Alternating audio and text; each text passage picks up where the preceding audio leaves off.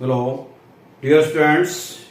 Today you are going to study about revenue curve under monopolistic competition.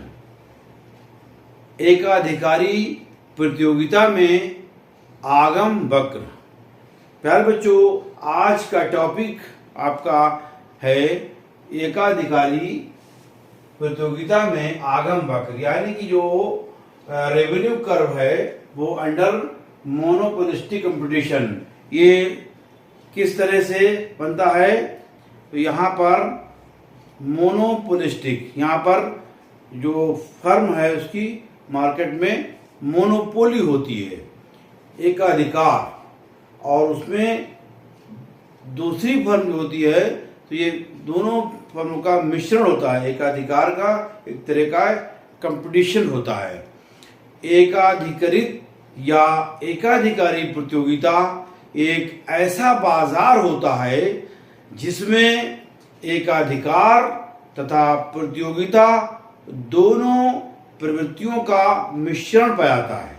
यानी ये एक ऐसा बाजार है जिसमें एकाधिकार भी है और प्रतियोगिता भी है, इसलिए इसे हम कहते हैं एकाधिकारी प्रतियोगिता। मिश्रण है, ये अवस्था तब आती है जब बहुत सी फर्में लगभग मिलती जुलती वस्तुओं का उत्पादन करती हैं। यानी बहुत सी फर्में जो हैं मिलती जुलती वस्तुओं का उत्पादन करती हैं, तब ये व्यवस्था, तब ये कंडीशन आती है। किंतु उनकी वस्तुएं समरूप नहीं होती हैं, यानी बिल्कुल समान नहीं होती हैं। मिलती जुलती होती है मगर बिल्कुल समान नहीं होती हैं, समरूप। एकाधिकारी प्रतियोगिता की स्थिति में औसत आगम AR यानी एवरेज रेवेन्यू वक्र तथा सीमांत आगम वक्र यानी MR मार्जिनल रेवेन्यू कर्व भी बाएं से दाएं की और नीचे की ओर गिरते हुए होते हैं।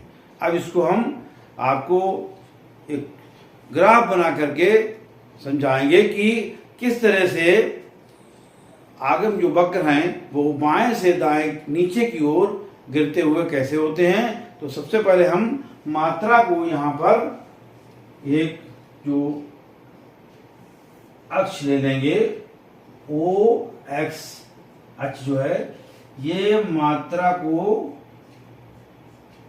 प्रदर्शित कर रहा है, और जो OY इसको हम नाम देंगे Y।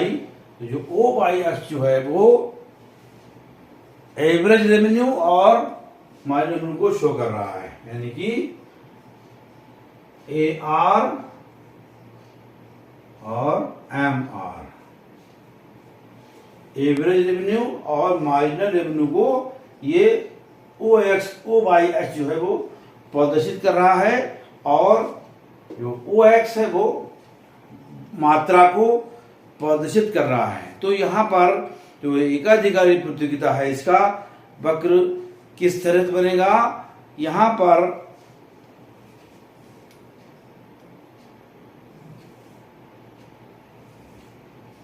इस तरह से ये AR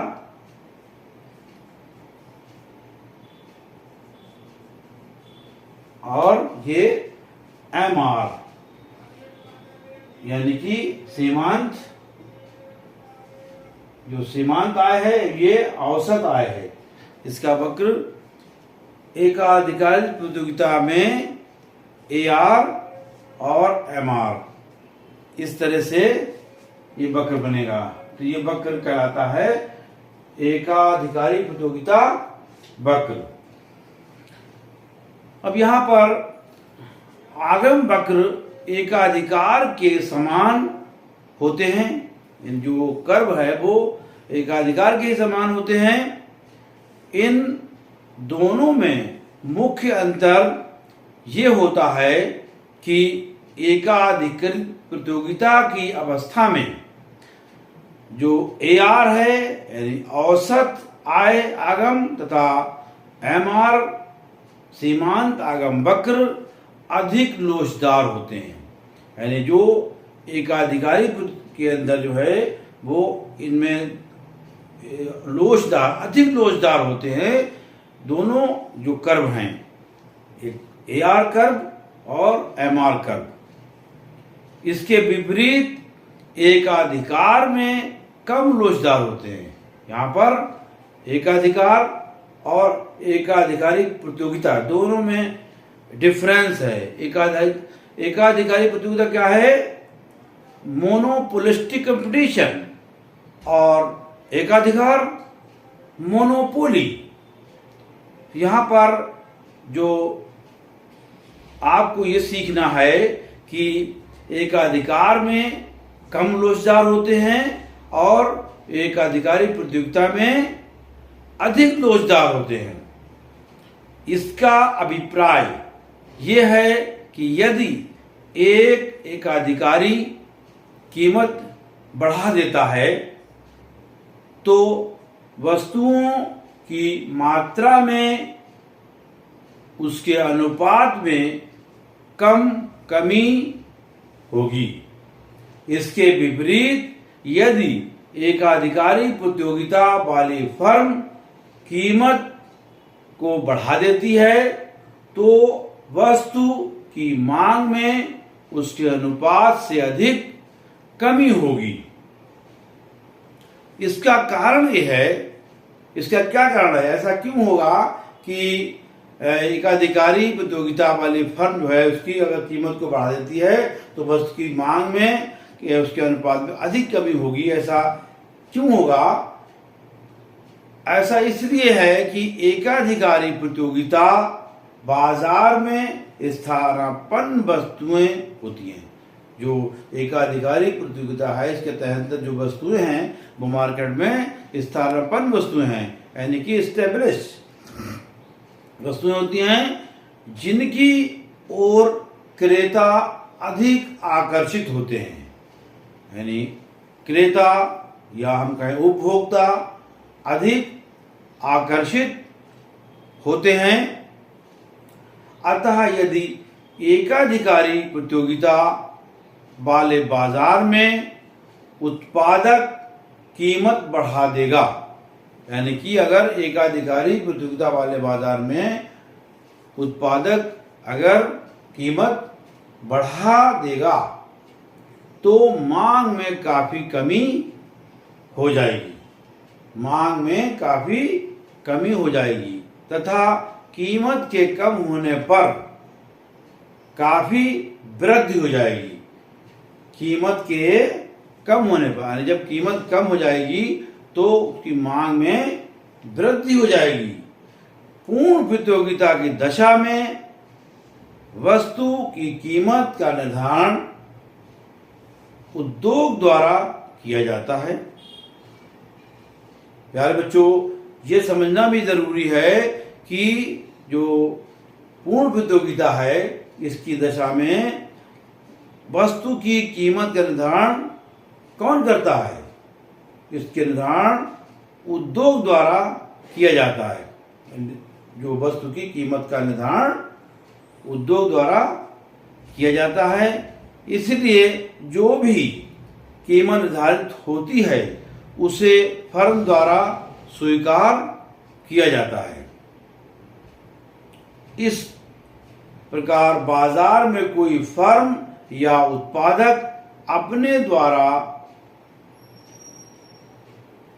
जो उत्पादित व विक्रय की गई वस्तुओं में कमी या वृद्धि तो कर सकता है। यानी कोई भी उत्पादक है वो वस्तुओं के उत्पादन में कमी या वृद्धि तो कर सकता है, परंतु वो उसमें कीमत में जो है वो बदलाव नहीं कर सकता है, लेकिन कीमत को परिवर्तित नहीं कर सकता है।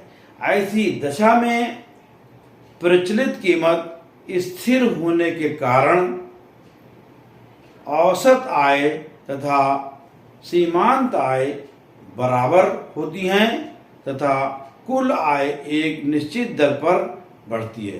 कुल आय एक निश्चित दर पर बढ़ती है।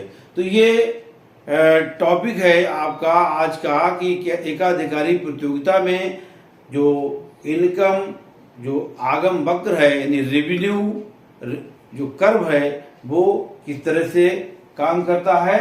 तो ये रेवेन्यू कर्व आपका ये है, इसमें AR क्या है, यह है एवरेज रेवेन्यू यानी औसत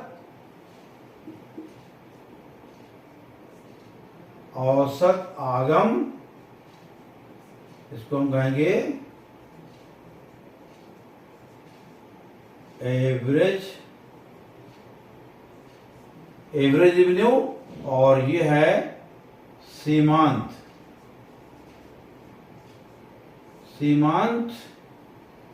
आगम या आय, इसको हम कहेंगे मार्जिनल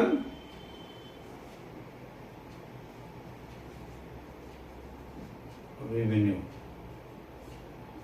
ये मार्जिनल रेवेन्यू जो OYH जो है वो उसको दर्शाता है औसत आय और सीमांत आय को, और OXH जो है वो दर्शाता है मात्रा को।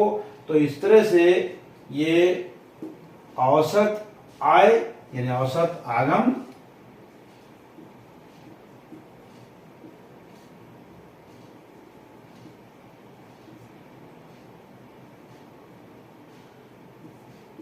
और ये सीमांत आगम, इनको हम आय भी कहते हैं।